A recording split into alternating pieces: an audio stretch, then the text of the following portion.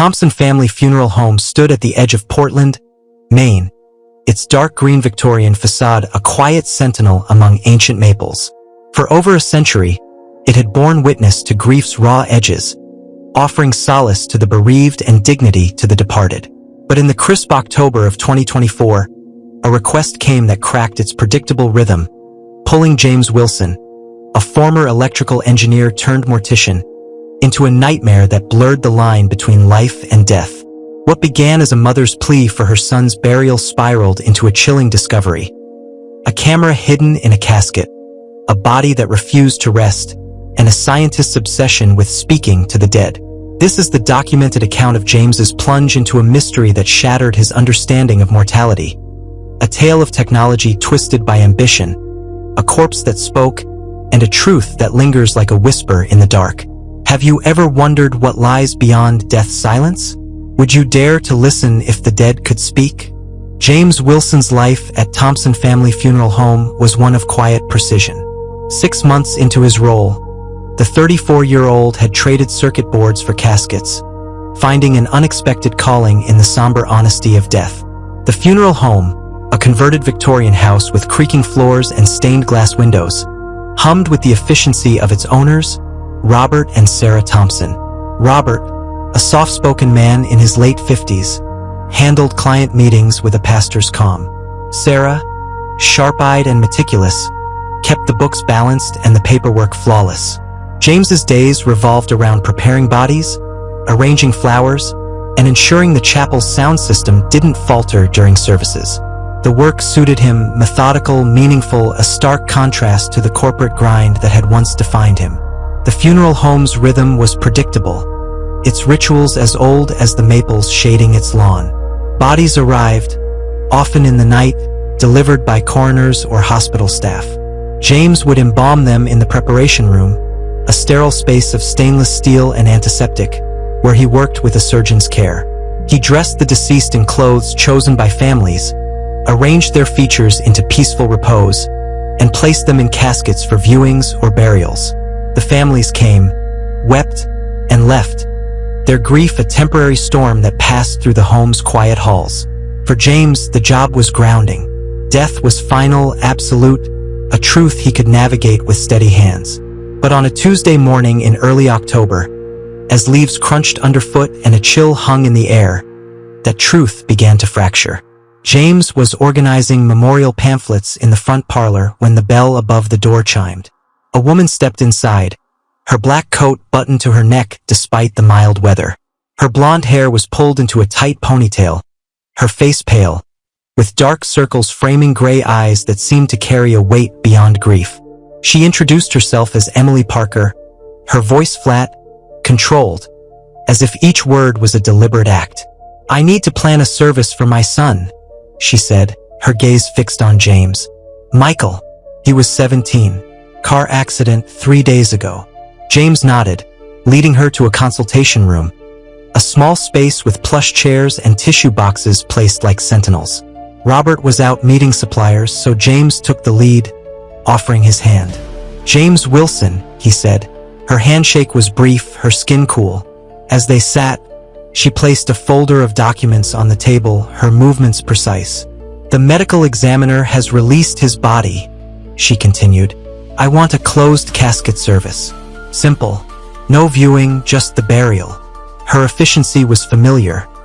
Grief often wore a mask of practicality, but her intensity unnerved him. James took notes, asking standard questions. Religious preferences, obituary details, casket choices. Emily answered mechanically, selecting a mid-range oak casket without hesitation. Then her eyes locked onto his, sharp and unyielding. "I have a special request." James leaned forward, accustomed to unique demands. Lockets tucked into caskets, specific hymns, unconventional attire. "Of course," he said. "What would you like?" "I want to place a camera inside Michael's casket," she said, her voice steady, "to record him during the funeral and burial. Small, battery-powered, attached to the lid, angled toward his face. It won't be visible to anyone." James blinked, his neutral expression faltering. "A camera? he repeated, buying time to process the request. Yes, she said. I have concerns the doctors misdiagnosed his death. The words hung in the air, heavy with implication. James had encountered denial before, families clinging to hope against medical certainty, but this was different. Her request was clinical, calculated, as if rooted in something beyond grief. I understand your concern, he said carefully, but the medical examiner's report is thorough. Michael's injuries were extensive. I'm aware of the report, she snapped, her tone sharpening. This is important to me, Mr. Wilson. The camera will be hidden. No one will know except you and me. James shifted, uneasy. I'll need to consult with Robert, he said. Her jaw tightened, but she nodded. Excusing himself, he stepped into the hallway and called Robert, keeping his voice low. It's unusual, Robert admitted after hearing the details, but not unheard of. Some cultures monitor the deceased for spiritual reasons. If the medical examiner's report is clear, and it is, she's likely processing her loss. As long as the camera doesn't violate regulations, we can accommodate her. Returning to the room, James relayed the approval. Relief washed over Emily's face, though her eyes remained cold. Thank you, she said. I'll bring the camera tomorrow with his clothes. The next day, she returned with a duffel bag containing a dark suit and a small black camera, no larger than a deck of cards. Its lens was tiny, its memory card slot discreet. 30-hour battery life, she explained.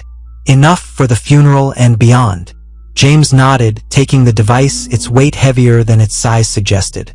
That afternoon, Michael's body arrived from the coroner.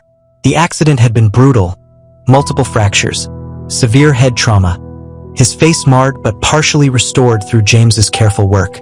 Embalming was routine, the suit fitted with care, but placing the camera felt wrong. James hesitated, then secured it to the casket lid with the provided tape, angling it as instructed. A red light blinked, confirming it was recording. He closed the lid, the click echoing in the silent preparation room. The funeral was sparse. Emily sat in the front row, rigid, her face a mask of detachment.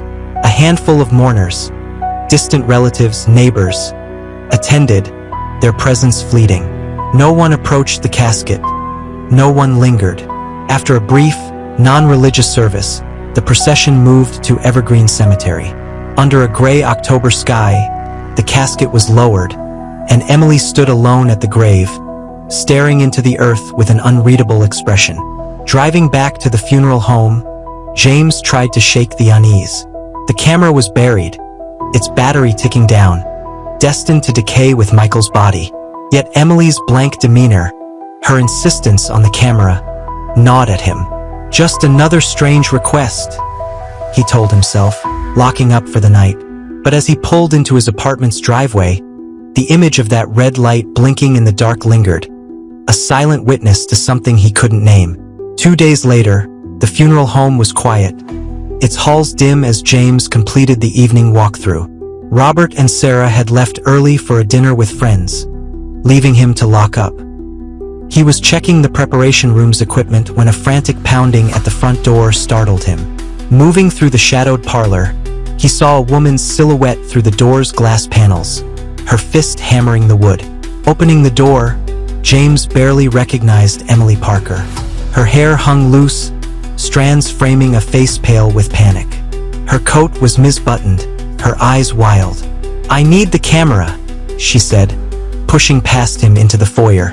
We have to get it now. Mrs. Parker, it's buried with your son, James said, closing the door. We can't just. I know where it is, she interrupted, her voice cracking. I've arranged everything. We need to go to the cemetery. She thrust a folder at him, papers spilling to the floor. Kneeling to gather them, she muttered, County officials signed off this morning. It's all here. James scanned the documents. They bore official letterheads, but the formatting was off, the signatures unfamiliar. Even with permits, he said. We need to schedule with the cemetery, arrange equipment. It's taken care of. She cut in, her voice rising. I have someone at Evergreen with a backhoe. We just need to go. Her desperation was palpable, her behavior erratic. James stepped into the office, closing the door to call Robert. "She seems unstable," he whispered. "The permits look questionable. And she's got someone waiting at the cemetery." Robert paused. "Is she threatening?" "No, just desperate. If she's arranged access and has permits, cooperate for now," Robert advised. "Keep things calm. I'll call Detective Martinez to meet you there. Stay with her. Don't let her damage anything. And wait for Martinez." Returning to the foyer, James found Emily pacing, muttering incoherently. "All right, Mrs. Parker," he said. "I'll go with you." Relief flooded her face. "We need to hurry." The drive to Evergreen was tense. James followed Emily's gray sedan, its New Hampshire plates glinting under streetlights. The cemetery gates, usually locked at night, stood open. A yellow backhoe idled near Michael's grave, its operator. A middle-aged man in work clothes, leaning against it, smoking. He nodded at Emily. "This the one?" he asked, gesturing to the grave. "Yes," she said. "Open it immediately." The man shrugged, crushing his cigarette. "Ladies paying triple my rate." He climbed into the backhoe, its headlights slicing through the darkness. James protested. "This isn't right. We should wait for authorization." Emily ignored him, her eyes fixed on the grave as the backhoe dug. In 20 minutes, the casket's lid gleamed under the machine's lights. The operator cleared the remaining dirt with a shovel, then looked at James. "You're the funeral guy, right? Wanna open it?" James hesitated, glancing at Emily. Her body was taut, her gaze unyielding. "Open it," she whispered. Climbing into the pit, James unlatched the casket. The smell of decomposition hit him, sharp despite the embalming. He averted his eyes from Michael's face, focusing on the camera. Its red light was dark, its battery dead. He peeled it free and climbed out, handing it to Emily. She snatched it, flipping open its small screen. As the footage played, her expression shifted, excitement to confusion, then rage. "No," she whispered, then screamed, "No, no, no!" She shoved the camera at James. "What did you do to it?" James took it, the screen showing Michael's body motionless, decaying as expected. "I didn't do anything," he said. "What were you expecting?" "You tampered with it," she spat. "You stopped him from coming back." "Coming back?" James repeated, bewildered. "He was supposed to wake up," she screamed, her voice echoing. The signal was sent. He should have responded. The backhoe operator stepped back, uneasy. "Lady, I did what you paid for. I'm filling this in." Emily ignored him, glaring at James. "You ruined everything. You messed with the transmission." "Emily, you need help," James said, raising his hands. "Let me call someone." "Don't patronize me," she snapped, storming to her car. Gravel flew as she sped off, leaving James standing in the cemetery. The operator refilled the grave, muttering about the weirdest job he'd ever done. James called Robert, explaining Emily's outburst and her claims about a signal. "Stay there," Robert said. "I'm 10 minutes out." As the grave was smoothed over, James couldn't shake Emily's words. He was supposed to wake up. What signal? What transmission? The night felt heavier, the cemetery's silence oppressive. 2 nights later, James's phone rang at 2:17 a.m., the blue glow of his alarm clock casting shadows. An unknown number flashed on the screen. He let it ring, assuming a prank, but it called again, and again. By the 5th call, he answered, his voice rough.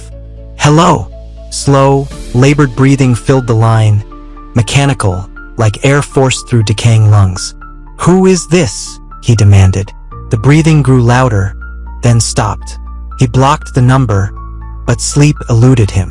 The next night, it happened again, 2:17 a.m., a different number, the same breathing. On the 3rd night, he answered immediately. "What do you want?" The sound shifted, a gurgling rasp that echoed the preparation room's grim acoustics. It was the sound of death, unnatural and alive. On the 4th night, no call came. Instead, a text arrived at 2:17 a.m., An unknown number. A video file. James hesitated, his thumb hovering over the play button. Against his better judgment, he pressed it. The footage was grainy, unmistakably from Emily's camera. Michael's body lay in the casket, still. Then, his eyes snapped open, unblinking, reflecting the dim light. His lips didn't move, but a distorted voice crackled through static, unintelligible, mechanical. The video ended after 10 seconds. James replayed it, the words a jumbled mess. Heart pounding, he called Robert, not caring about the hour. "I got a video," he stammered. "It shows Michael's eyes open, and there's a voice." "Slow down," Robert said. "You're under stress, James. Videos can be manipulated." "I know what I saw," James insisted. "Get some sleep. We'll talk tomorrow." Sleep didn't come. At dawn, James drove to Robert's house, showing the video to him and Sarah. When Michael's eyes opened, Robert froze mid-sip of coffee. Sarah gasped. They replayed it, the voice defying logic. "That's not possible," Robert said, but doubt clouded his eyes. Sarah handed James a printout, an article about the Parker family's fatal bridge accident. William, Jennifer, and Michael had died together. "Emily lied," Sarah said. "Jennifer was Michael's mother." The realization hit like a blow. Emily was an imposter. The permits, the camera, her rage. It was all a lie. "We need to call the police," Sarah said. Robert nodded, dialing Detective Martinez. As they waited, James's phone buzzed. Another text, same number. GPS coordinates and a message. "He's awake." The coordinates pointed to Evergreen Cemetery. "We can't ignore this," James said. "It could be a trap," Robert countered. "Who is she?" Sarah asked. "And what does she want with Michael's body?" James's mind raced. Emily's fury at the cemetery, her talk of a signal. Something was happening to Michael's body, something she'd expected. "We need to check," he said. Robert relented. "It's daylight. Safer now." "Sarah, stay here. Keep trying Martinez." Armed with a tire iron, Robert and James drove to Evergreen, the cemetery's gates inexplicably open. Following the coordinates, they found Michael's grave disturbed, fresh dirt scattered, a hole revealing the open casket. It was empty. "Jesus," Robert whispered. Drag marks led away, toward the cemetery's older section. They followed, flashlights trembling, until they reached a stone mausoleum. Against its wall stood Michael's body, upright in his dark suit, eyes open, reflecting their lights like a predator's. "That's not possible," Robert said. "Decomposition would." A voice cut him off, mechanical, from Michael's chest. "Not her son. Not her son. Not her son." His lips didn't move. The body slumped, collapsing face first. James dialed 911, his voice shaking as he reported a desecrated grave. Police arrived, led by Detective Martinez. They secured the scene, photographing Michael's body, now showing normal decomposition. James and Robert recounted the voice, the standing corpse. Martinez's skepticism was clear, but he took their statements and the video. At the station, James explained Emily's deception, the camera, her talk of a transmission.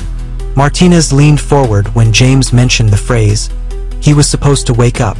"She said transmission?" he asked. "Yes," James said. "She thought I stopped it."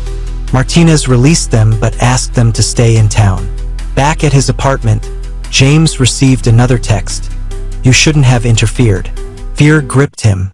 He called his brother Thomas, who arrived the next morning. Thomas, a pragmatic man with a soldier's build, listened as James recounted everything. Showing him the video, James braced for doubt, but Thomas believed him. "You're my brother," he said. "If you say a dead kid spoke, it happened." They researched the Parkers, confirming the family's death in the bridge accident. Michael's obituary listed a funeral at Coastal Funeral Home, not Thompson's. "How did he end up at your place?" Thomas asked. "Emily must have intercepted the body," James said. They found Michael's online posts under the username Michael Beyond the Veil, detailing experiments with radio frequencies to capture electronic voice phenomena, EVPs. He believed spirits could manipulate signals, James said. Emily accused me of interfering with a transmission. What if it's connected? Visiting Portsmouth Regional Hospital, they learned a blonde woman had tried to access Michael's body post-accident, only to be escorted out. Security footage confirmed it was Emily. She was determined, the guard said. At Portsmouth High School, a teacher described Michael's fascination with paranormal communication, his science fair project blending radio waves with theories of contacting the dead. He was serious, the teacher said. Formed a club and everything. Back at James's apartment, they noticed the curtain moving. The door was unlocked, the apartment ransacked, only the laptop with their research missing. Martinez arrived, revealing the medical examiner found a device in Michael's brainstem, a custom implant with hearing aid components and a signal receiver. It could produce sounds, Martinez said, but not muscle movement. James's blood ran cold. She was using him for an experiment. Martinez ran Emily's fingerprints, identifying her as Olivia Wright, a former neuroscience researcher fired for unethical experiments. Her makeshift lab, raided that morning, contained surgical tools, implants, and notes on postmortem neural stimulation. She believes she can restore brain function in the dead, Martinez said. A text arrived, an audio file. James played it, the room filling with Michael's distorted voice. She's coming for you next. Martinez took the phone, noting James's engineering background. She might have chosen you for your skills, he said. James proposed a trap. That evening, he returned to his apartment, appearing alone. Thomas hid in the spare room, police surveilling outside. At 1:14 a.m., Olivia climbed the fire escape, entering through an unlocked window. "Hello, James," she said, smiling coldly. Thomas burst in, bat raised. Officers grabbed Olivia, who reached for a syringe. Thomas knocked it away. Martinez arrested her for multiple charges, including attempted assault. The experiment was working, she said calmly, until the body was compromised.